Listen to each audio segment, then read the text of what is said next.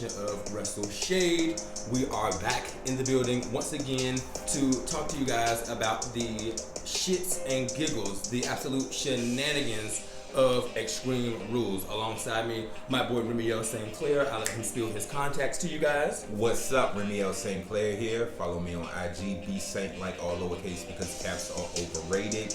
And also, you can follow me and the rest of the crew on official BNB on IG, official bumps and banters for all of our antics. And we're gonna get into it. All right, so you guys. First off, I just gotta say, Extreme Rules. When we get these type of pay-per-views and we get these certain types of titles and these certain headers, we're kind of expecting things to go in that fashion, correct? Yeah. Okay, so Extreme Rules, we were expecting a lot of things to be extreme. They were not. So, we're going to get into this kickoff match between Liv Morgan and Carmella. Liv Morgan and Carmella. First off, if I'm not mistaken, I thought this match was supposed to actually be in the show and not the kickoff show. That's what they were like making it out to be, like it was Liv Morgan's second pay-per-view matchup. So that had us all thinking she was actually going to be in the pay-per-view, not the pre-show. Yes, it was a kickoff match between Liv Morgan and Carmella. Now, no shade, Carmella's gear was dope. You mentioned something about the J's, the shoes that she had on. Oh yeah, she was fresh with the J's. She was fresh. Like I was telling you this last night. Like they have to get two pairs, multiple pairs, because there's no way in the world I'm gonna perform in those. Especially the New Day, like, with the shoes that they wear. Yeah, and Kofi be getting exclusive stuff. Carmella had the all white J's on. Yes, it was gold accents. They were pretty, but I know she had to have another pair at home. You know what I'm saying? Her and Corey Graves. You know? Yeah. No shade. But the gear was dope. The ladies looked good. Everybody was shocked by Liv Morgan's, I guess it was a new look. She kind of let the old hair go. She just took off her head. And she started rocking the bangs, the choppy bangs. It was cute. It was a cute look for her. She looked really good. And she won the match, correct? Yes. Liv Morgan snapped and she picked up the win. So congratulations to the ladies. It was entertaining for a pre-show match, I guess you could say, and shout outs to Liv Morgan for getting the win. Next match, The New Day versus AJ Styles, Omos, and Bobby Lashley. This was a hot match. It was quite a long match, no shade. The New Day's gear, they were rocking the Godfather theme. They had like that type of lettering and that type of print. What stood out in the match to you? Big E and how ready he is for the role that he's in right now. When Big E was in the ring, everything felt larger than life. There was a point in time when New Day was in the ring, you got that feeling when Kofi was in the ring. And we always wanted Big E to break out and be that force. And now that moment is right in front of us. I'm eager to see what he's going to do with it in the future. And at the start of Monday Night Raw, at 8 p.m. sharp, it's going to be Bobby Lashley versus Big E for the WWE Championship. So we're really going to see. That's right. That's tonight. See, what it is. So I'm excited. I was excited to see him. Okay, that's what's up. That's a good point. That was a great point that was made. There was a disagreement within the match. There were some self-made tag-ins within this match. Yes. Bobby Lashley spears AJ Styles. Mind you, AJ Styles is his tag team partner at this moment. Big E hits with a big ending, and he took the match. We haven't seen everybody else in New Day touch a big title, touch a big boy. Like that's right. When we gonna see Xavier built up to be, you know what I'm saying? You know? Yeah. And Xavier's had a long career. He's been around for a minute. All of them have. So, you know what I'm saying? They're finally starting to get what's theirs. But I wouldn't mind seeing Xavier Woods, you know what I'm saying, in that top spot. That's if he wants it. Which, I mean, he's comfortable doing everything else right now. He might not have the time. So, I don't know. We'll see. Yes. But shout outs to Big E and Xavier and Kofi and New Day for the win. Shouts out to the New Day. No shade. The next match that we had on the card, you guys, was the Usos versus the fucking Street Profits. And might I just have to say, Columbus, Ohio, that crowd, it was in the building for certain matches. And for this match, you could definitely tell that the crowd was more lively and the crowd was invested in the match. But no shade, no tea. You know what was in the building full time, 24/7, the whole night? The piped in noise. Piped in noise. Piped in crowd control, courtesy of WWE, bitch, at its finest. That's another discussion for another video. Yes, that's a whole nother video. A whole nother video. But in this match, though, no shade, you guys. Angelo Dawkins. I always have a hard time saying his name.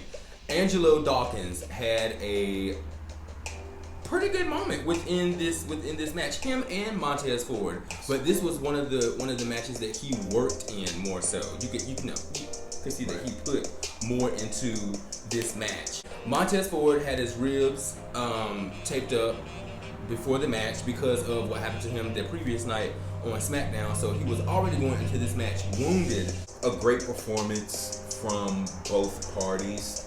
We know how Street Profits have worked over the last year, and we know how the Usos have worked over the last decade. You know what I'm saying? When these two get together, it's going to make magic. Like, compared to previous bouts they've had, I probably would give this one a 7 out of a 10. The Usos ended with the double Uso splash. Then I think they did like a double super kick as well. Montez got the ribs worked. Yeah, he got his ribs worked. We should see his ribs triple taped up by the time we see him next week at SmackDown. Moving right along to what was, for me, the match of the night, no shade. Charlotte versus Alexa Bliss, bitch. The shade, bitch. Shar. We just go ahead and get to it. Charlotte killed Lily. Killed Lily. Charlotte destroyed Lily. Moment of silence for Lily. Hold on.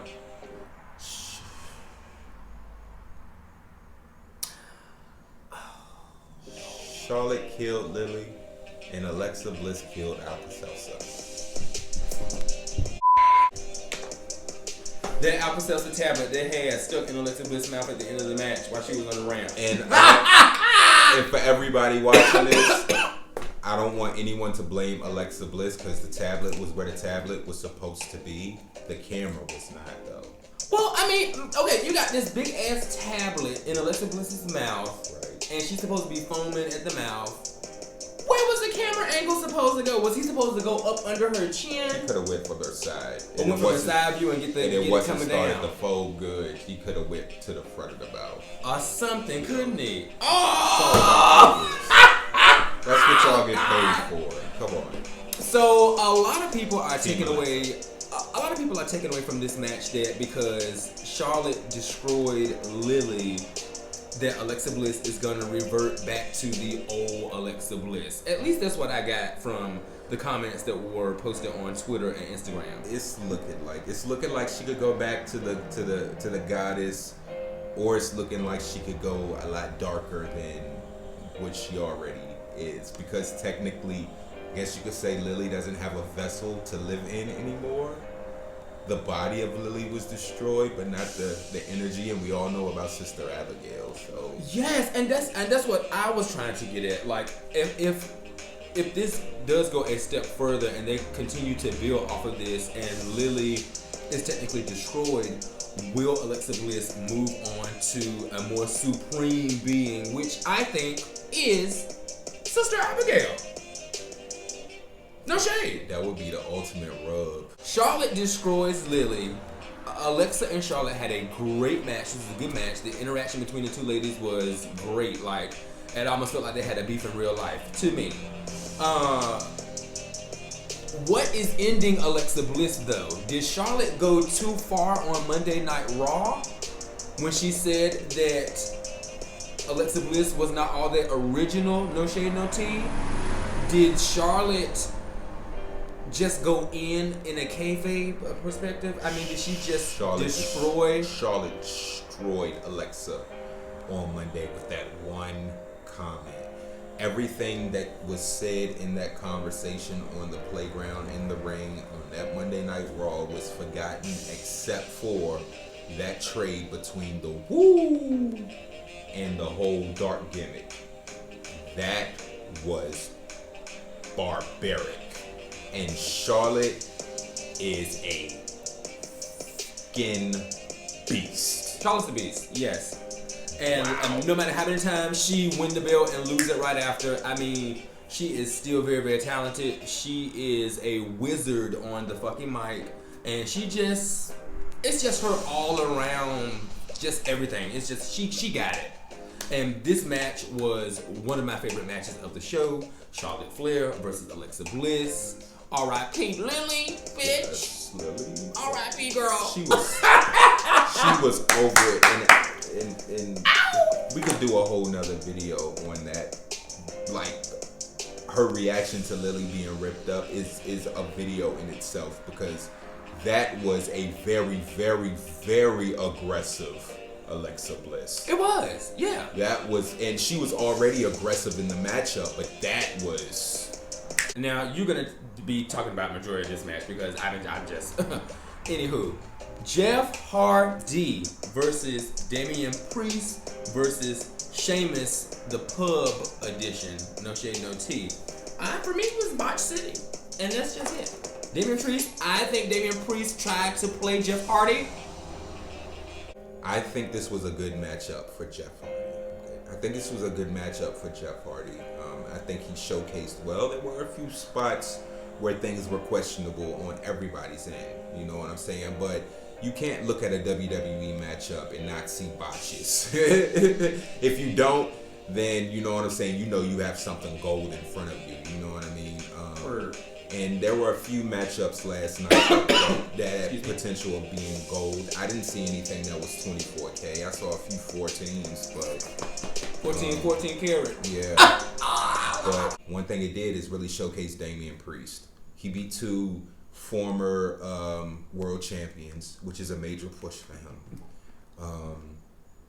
Also, he beat an icon in Jeff Hardy. Say what you want. He's a part of an iconic tag team, which means, you know what I'm saying, he's an icon, ain't no halves. You know what I'm saying? So to beat him and Sheamus, who Sheamus came in the game annihilating people like John Cena, let's not forget, you know what I'm saying? So yeah, I think it's a good move for Damian Priest. And at the end of the match, what he did with Jeff Hardy, you know what I'm saying, their interaction together was it was cute. But what really got me was Sheamus on the top rope. A knee drop on Damian Priest. He pushes Jeff Hardy off the top rope, gets on the top rope, and does Jeff Hardy's dance. Then does the knee drop on Damian Priest. Yes, that was everything to me. But shout outs to Damian Priest for getting the win, and I think this was a major push for him. I'm eager to see what's next. That's the next match. Another one of my matches of the night. No shade, no tea. Bianca Belair versus the man, big time Bex, Becky Lynch. The gear was everything. This is one of the first times. I can say I like Becky Lynch's gear. I liked her look, mohawk and all. It was a little plain, it was a little modern, but I did like Becky's overall look. Of course, Bianca Belair, she does all her shit herself. She always slays it. The crowd was invested in this match. I know I said that for the Usos versus they really Profits, were. But the crowd was definitely invested in this match with all of the "Let's go Becky, EST, let's go." Yes, it went back and forth for a while. At one point, it took a while for the Becky chants to come out. The ESTs were out there, but it took a little second for the Beckys. Took a little second for the Beckys to come out. Took a little second for the Beckys. Not too many seconds, but it took a little second. Took a little bit. This was a great match. These two, surprisingly for me, no shade, no tea, because they haven't been in a lot of matches against each other. No shade. I'm trying to think back to NXT, and they didn't do a lot of crossing over like Bianca and Charlotte did. These two work really good together. Yes. No shade. I hope that they build off this. Well, after what happened in the match, I guess they're gonna have to build off of it. But this was a great match. There was a couple of times there where I thought Becky Lynch was so new to working with Bianca Belair. She didn't know how to handle that ponytail. She didn't know how to handle that braid. Yes. I thought she was gonna pull that fucking braid out a couple times. I kind of got nervous for Bianca. No shade, but she was really rough. But it made it look real though. She was really rushed. I mean, she was like, and Bianca wasn't gentle with Becky either.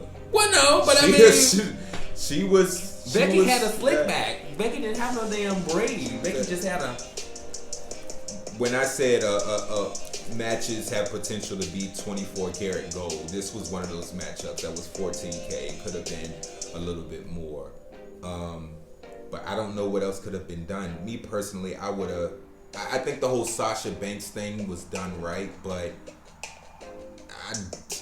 turning on Becky and Bianca in the same night, I don't know. You know what I'm saying? But I mean, it was different from the Sasha Banks we would usually get on the return. You know what I'm saying? Where she would act like she's someone's friend, and then, you know what I'm saying, she just straight up.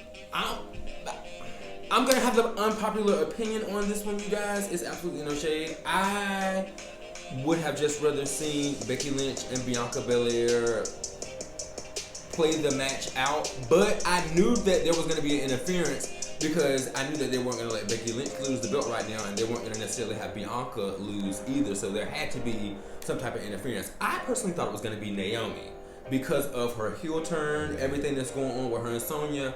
I thought that she was going to maybe try to be defiant and try to wake the building up, shake it up, you know what I'm saying? And that would have been cute. I would have thought that would have been cute. But it wasn't Naomi. It was Sasha Banks. And Sasha Banks needed to return, I guess. No shade, no tea.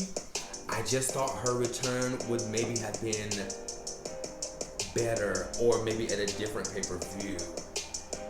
And I don't think I'm the only one with the unpopular opinion, because the crowd, for me, at this moment, the crowd was just like, yeah, it's Sasha Banks. Wait a minute. Sasha said. But I mean, heel vigilante, I don't know. I mean, it was cute. Her gear was amazing. Sasha looked good. Had her three my edges faded. Okay. Makeup was.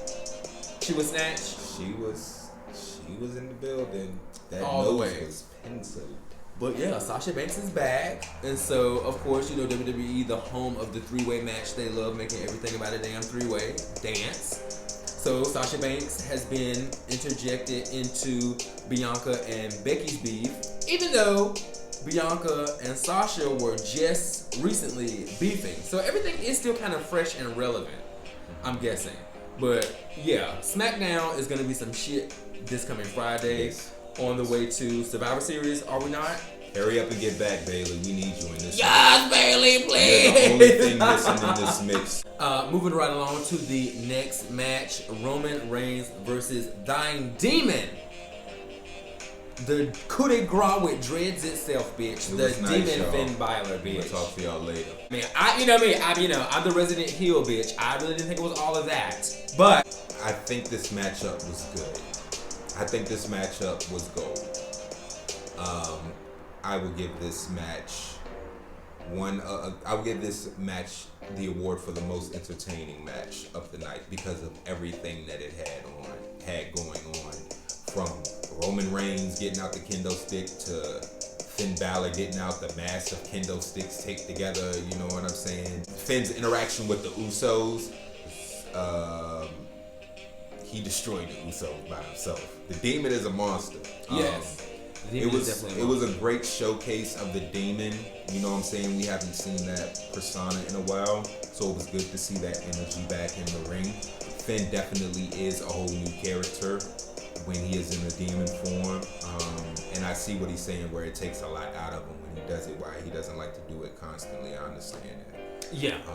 No shade. It was the most extreme match at Extreme Rules. Was it not the Extreme match? Yeah. Was that the Extreme match? Yeah. Okay. But there were no tables, no ladders, no chairs, no pinned in the corner via a ladder or anything. It wasn't extreme enough. It wasn't headshots with chairs or anything like that. It was, the pay-per-view was really lackluster. It wasn't a good one. It wasn't a good Extreme Rules. I guess you could say Roman Reigns did go to the extreme when he decided to go out into the audience, first masking up, and then going out to the audience to go ahead and throw some bows. I guess that was extreme, no shade, no tea. He played Future in reverse. Mind you, we're still going through a worldwide pandemic and the girls are showing off. He was at the top rope getting ready to do a coup de grace and some shit broke apart. Yes. It was like a fluke. Was the Demon too powerful? Was it Brock Lesnar? Was it Paul Heyman? Was it the Usos, bitch? When we weren't looking when all that fog was floating around?